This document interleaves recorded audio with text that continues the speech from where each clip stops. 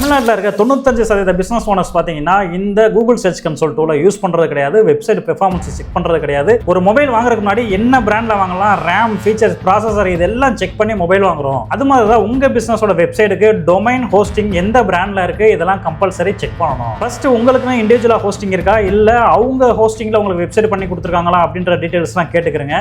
எத்தனை visible pages இருக்குது, எத்தனை ஹிடன் பேஜஸ் இருக்குது, ஒவ்வொரு பேஜோட யூஆர்எல் ஸ்ட்ரக்சர் என்ன, எஸ்இஓ டைட்டில் என்ன, மெட்டா டிஸ்கிரிப்ஷன் என்ன கொடுத்துருக்காங்க, இதெல்லாம் கூகுள் ஷீட்ல டேட்டாவை கலெக்ட் பண்ணி வாங்கி வச்சுக்கிறீங்க. டோட்டலா வெப்சைட்ல எத்தனை இமேஜஸ் இருக்கு, ஒவ்வொரு இமேஜுக்குமே ஆல்ட் டெக்ஸ்ட் என்ன கொடுத்துருக்காங்க அப்படின்றத டேட்டா முதற்கொண்டு கூகுள் ஷீட்ல நீங்க வாங்கியிருக்கணும். இந்த விசிபிள் பேஜஸும் ஹிடன் பேஜஸும் கூகுளோட இண்டெக்ஸ் ஆயிருக்கா, கூகுள் வந்து உங்க வெப்சைட்டை அனலைஸ் பண்ண முடியுதா, உங்களோட எஸ்இஓ பெர்ஃபார்மன்ஸ் நீங்க செக் பண்ணா மட்டும்தான் உங்க பிசினஸ்க்கு லீட்ஸ் ஜெனரேட் ஆகும், சேல்ஸ் நடக்கும். நான் சொன்ன டேட்டாவெல்லாம் கூகுள் ஷீட்ல நீங்க வாங்கினா மட்டும்தான் எஸ்இஓ பெர்ஃபார்மன்ஸை நெக்ஸ்ட் டைம் அப்டேட் பண்ண முடியும், சர்ச் இன்ஜின் ரேங்கிங்கை இன்க்ரீஸ் பண்ண முடியும். இந்த டேட்டா இல்லாத வெப்சைட் எல்லாமே வச்சிருக்கிறதே வேஸ்ட்.